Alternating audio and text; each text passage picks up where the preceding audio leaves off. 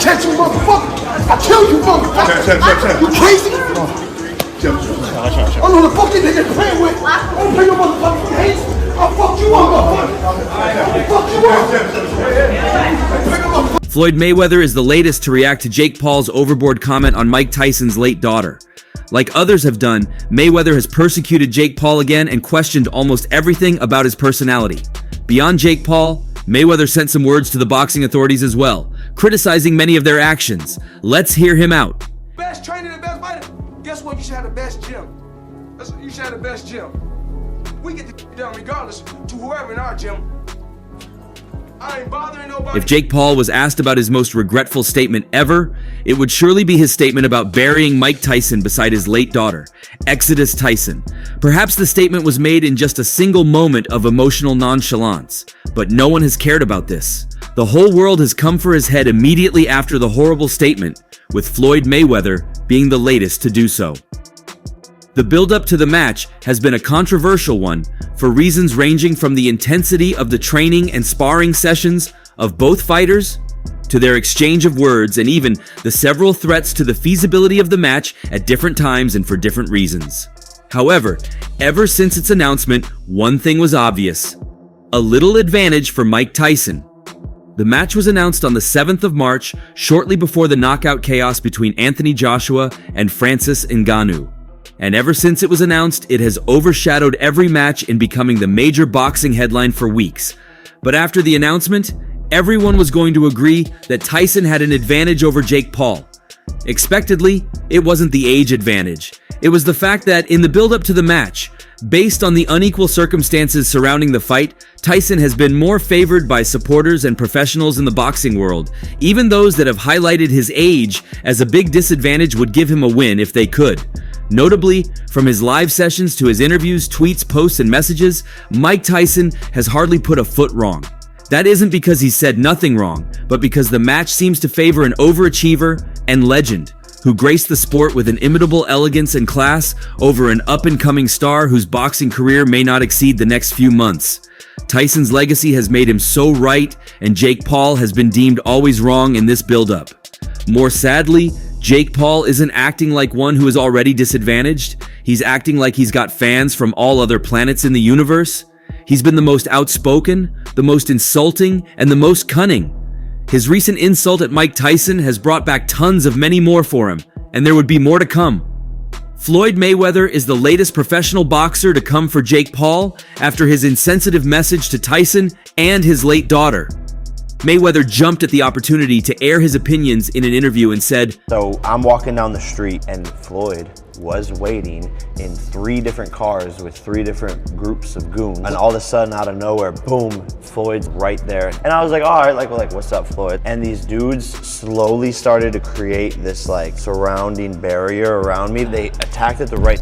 "I see no reason why anyone would find joy in causing chaos. It makes no sense. It seems childish, and Jake is effortlessly childish."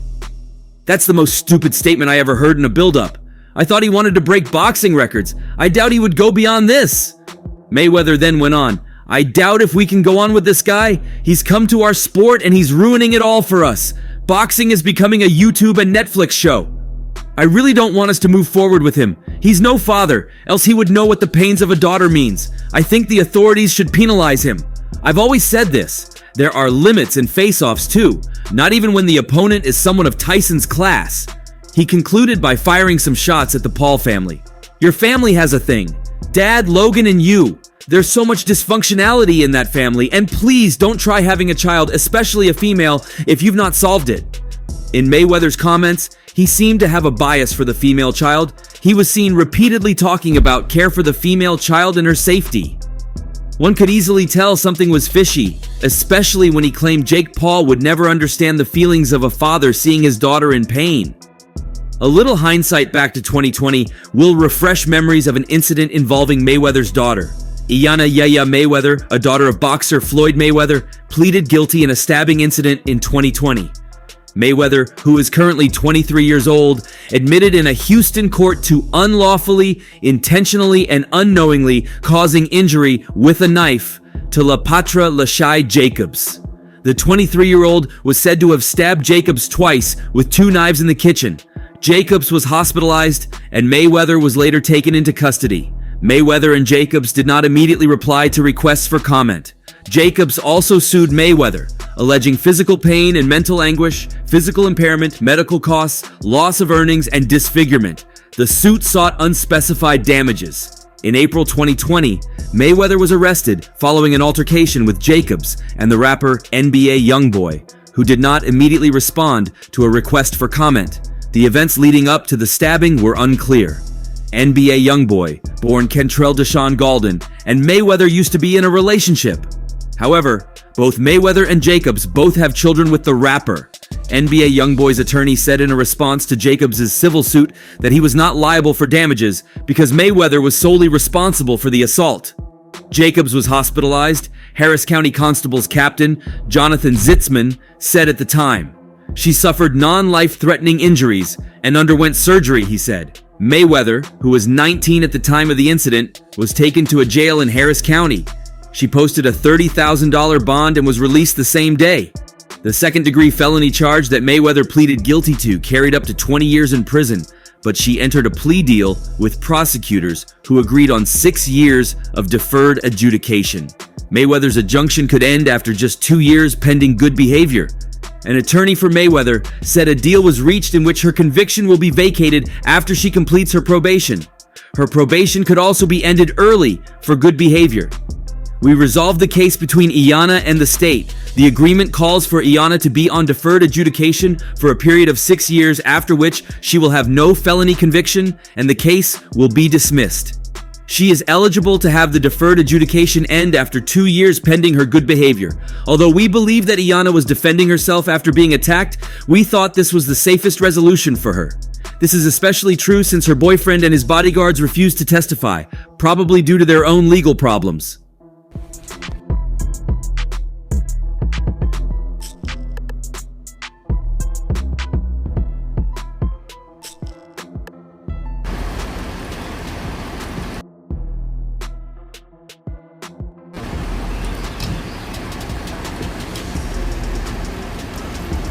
We resolved the case by entering into an agreement with the state whereby Iyanna will not go to prison or have a felony conviction if she stays out of trouble for the next 6 years. At the 2-year mark, she can apply for early termination of that agreement, assuming that she has met all conditions of the court, said the attorney, Kent A. Schaefer. Schaefer said he and Mayweather were not concerned by Jacobs' civil suit. He said Mayweather had no meaningful assets, so any judgment against her would be uncollectible. Also, be added that NBA Youngboy was more at fault than Mayweather, despite NBA Youngboy's formal denial of responsibility. Unbeknownst to Mayweather, the NBA Youngboy was hiding Miss Jacobs in an upstairs bedroom for a few days. And when Miss Jacobs came downstairs and saw Iyanna, she viciously attacked her, and Iyanna defended herself, Schaffer said. The worst part is that NBA Youngboy and his bodyguards could have intervened and kept the problem from occurring. However, they chose to watch and laugh as Iyanna was beaten by Miss Jacobs. As part of her plea deal, Mayweather is forbidden from contacting Jacobs, who received a protective order against the boxer's daughter in December 2020. Mayweather also must complete 40 hours of community service. This experience must have kept Floyd Mayweather in so much distress while it lasted. Though he didn't record deaths of any kind, this event must have given him a better grasp of Mike Tyson's condition after the death of his daughter. Aside from his keen focus on the relationship between father and daughter, Floyd Mayweather also laid much emphasis on the code of conduct of face-offs. Because of its nature as a combat sport, it's no news that face-offs in boxing differ so much from many other sports, where they don't even have such confrontations. However, face-offs only make the fights more interesting and could even be the reason why the match will have more pay-per-view buys. As a result, the face-offs could become very heated and even lead to physical contacts. Regardless, Mayweather has advised that the authorities look more into build-ups and face-offs and create boundaries for fighters. Many times, fighters get so caught up in the trade of words that they forget every other thing. The biggest proof that the face-offs aren't as crazy as they seem is how boxers react after the fights. Though there are exceptions, many boxers become more licensed to express their respect and admiration for their opponents after bouts, scenes that are hardly seen during face-offs. Mayweather's suggestions could be taken or ignored, considering boundaries would make the face-offs less spontaneous and interesting.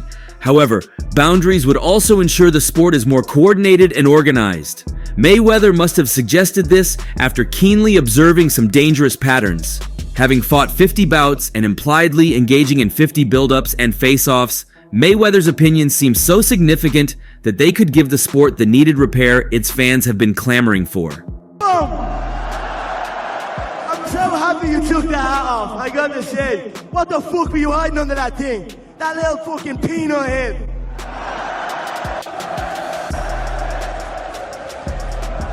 In Mayweather's very last face-off against Conor McGregor, shortly before their bout, so much transpired as well, emphasizing Floyd's advocacy for more boundaries.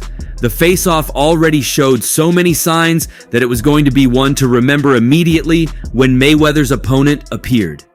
With a fitted suit lined with the words "FU" as pinstripes, UFC lightweight champion Conor McGregor took to the stage at the Staples Center in Los Angeles and danced to the music as he awaited Floyd Mayweather's arrival. In the first stop of a 4-day international press tour that was expected to possibly bring more entertainment and drama than their actual pay-per-view boxing spectacle in Las Vegas, a typically brash and confident McGregor stepped up the podium to exclaim, "Baby, we did it!" Moments later, he pulled no punches in terms of his prediction. "I'm going to knock him out inside of 4 rounds. Mark my words," McGregor said. "He will be unconscious inside of 4 rounds." The movement, the power, the ferociousness, he has not experienced this. The then 28-year-old McGregor had fought 24 bouts, winning 21 and losing 3, with 18 of his 21 wins being knockout victories. Conor was his usual hilarious self throughout his often expletive-filled rant and jawed in the 40-year-old Mayweather's face when they squared off for cameras at the close. But if the press conference, with both fighters appearing together in front of cameras for the first time, was a virtual round 1 of the mental battle heading into their fight, it was the exquisite veteran, Floyd Mayweather, who came out on top. As at the time, Mayweather had fought 49 bouts and was coming out of retirement to fight his 50th. His record was astounding, with 49 wins and 0 losses, and 26 of those wins being knockout victories. Just like when they met in the ring under traditional boxing rules dictated by Mayweather, which most expected will leave McGregor, who has never boxed as an amateur or professional, out of his element, the same can be said for their war of words. Mayweather came on top. McGregor, a more natural counterpuncher inside the octagon, could be described as the same when it came to comedy and his ability to out-talk his opponents by speaking over them with verbal jabs. But unlike a UFC press conference, which is more of a free-for-all with open microphones and questions from the crowd, Tuesday was contested under boxing's more structured setup. "I couldn't hear anything those MFs said. This boxing press conference is a completely different setup than we're used to. It's funny here, all of these rules," McGregor said. Long after TV executives and sponsors took to the stage to talk about the fight, McGregor provided an opening statement of sorts. He wasn't told ahead of time he would be expected to give it, but he delivered nonetheless. And once it became Mayweather's turn to do the same, McGregor's virtuoso ability to hurl insults was taken from him when his microphone was muted. In the end, Mayweather provided an animated rant that hadn't been seen from him, or needed within a promotion for his fights, in many years, adopting a hard urban tone as he paced the stage and delivered a set of prepared one-liners. Mayweather channeled what felt like a combination of his previous pretty boy and money personas, taking part in a rap battle. The former boxing pound-for-pound king was admittedly a bit corny in his delivery, but the most important part was how unbothered he was and how much fun he appeared to be having facing an equal, in terms of business savvy and mental warfare, in McGregor. The rules may have been tilted in Mayweather's favor in this one, just as they eventually were twisted in the boxing ring, but he remained unflappable enough to declare a victory on this day, with a look of near boredom at times. McGregor was as entertaining as ever, and was almost leaking charisma and confidence. But their choice of dress alone may have summed up the entire day. McGregor walked in with an expensive suit, prepared for the biggest spectacle of his entire career. Mayweather, meanwhile, was dressed in a hat and sweatshirt with a demeanor that screamed, "I've been here before. Let's take a look at the best one-liners between the two combatants." McGregor was the first to speak against his opponent when he made his comment on Mayweather's clothing. He said, "He's in a F King tracksuit. He can't even afford a suit anymore. He is F. There's no other way about it." Mayweather was, however, asked about the importance of number 21. In response, he said, "I still got it. 21 is the number. And they say, why is 21 the number? That's how long I've been kicking ass. I don't give a F if it's a ring. I don't give a F if it's an octagon. Put me in the ring and I'll kick ass." McGregor wasn't hesitant to quip on hearing this. "Don't be talking shit," he said. It then became an immediate exchange of words as Mayweather said, "Y'all already know I ain't bitching, man. You line them up and I'll knock them down like bowling pins. On August 26th, I'll knock out this bitch too." McGregor, aiming to make fun of Mayweather, broke in and said, "You haven't knocked anyone out in about 20 years. Answer me, boy. Dance for me, son. Dance for me." They soon moved on and were answering individual questions from the interviewer. McGregor was asked about how he's been dealing with boxing rules. He said he has fought people who have shied away from him. "I don't fear him. I don't fear this limited set of fighting. This is a limited set of rules that makes this a half a fight, a quarter of a fight. If this was a real fight, it wouldn't even take one round. No problem. Give him the gloves up. I'll wear 10 ounces. No Mexican gloves? No problem. No gloves made out of horsehair? I don't give a F. I don't give a shit about any of that. I'm just enjoying it. It's funny here, all of these rules." Grabbing the little chance he had to brag, Mayweather said this about his money problems while holding up an uncashed handwritten check. "Still got $100 million and they can't even touch this shit." Quickly, McGregor retorted, "Give that to the tax man." Mayweather wasn't having his jokes anymore and replied, "You're right, I'm the IRS and I'm gonna tax your ass." McGregor then quipped, "You're not gonna do shit." Mayweather then went on, Yeah, we knew I was the A-side. That's why we said Mayweather first. He knew I was the A-side. That's why this bitch had to come to the boxing ring. They say he looks good for a 7-figure fighter. He looks good for an 8-figure fighter. But MF, I'm a 9-figure fighter. You all know what? This bitch made $3 million in his last fight. We all know that's training camp money for me." Mayweather was also asked about McGregor's submission loss in 2016.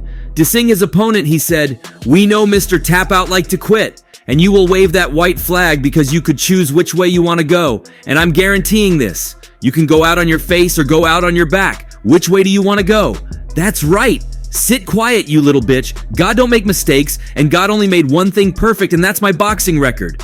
Mayweather and McGregor at different times referenced the coordination of boxing face-offs as compared to how they're being organized in Ultimate Fighting Championship, UFC.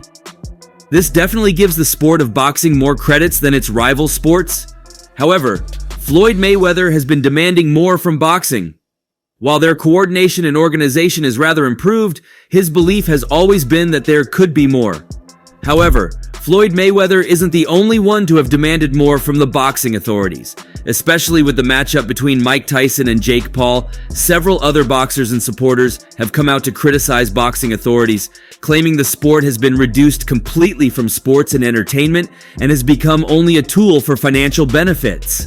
Citing the fight between Jake Paul and Mike Tyson as an instance, Oscar de la Hoya not only questioned the rationale behind such a matchup, but also claimed many moves in the world of boxing are made for the sake of financial rewards and nothing more.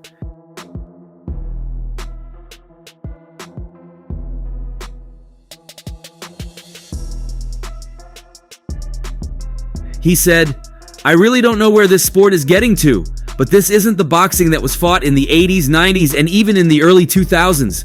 What we have now is a business market, solely for financial rewards." He went on to explicate how contrasting the sport of today looks when compared with the boxing of decades ago. Boxing was a sport, it was entertainment. Boxing was the main deal, and money was just by the way. It was a reward for partaking in the sport. But these days, money is the main deal, and boxing is just by the way. Boxing has become the reward for good financial efforts. We can do better, really. Chael Sonnen is another combat sports personality that has criticized the recent scheme of things bitterly. He said, "It's only in America that sports are controlled by the government. And if not for financial benefits, why should the matchup between Jake Paul and Mike Tyson hold?"